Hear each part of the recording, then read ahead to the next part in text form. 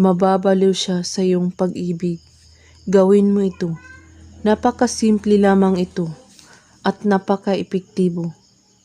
Gagamit lang tayo ng law of attraction. Una ay gamitin mo ang inyong imahinasyon at iisipin mo ninanais kanya at gusto kanyang mapapa sa kanya. Pangalawa ay dapat bitawan mo ang inyong nakaraan. Maaring takot ka sa pagmamahal, ngunit dapat ay wala kang pagdududa at puno ng pag-asa ang iyong puso.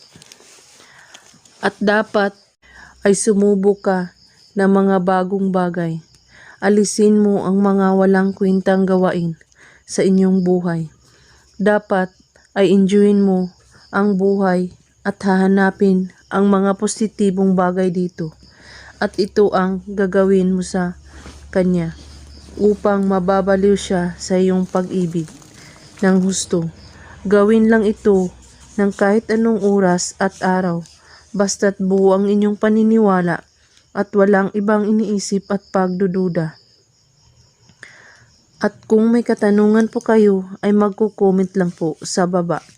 Maraming salamat sa panunood. May God bless us all.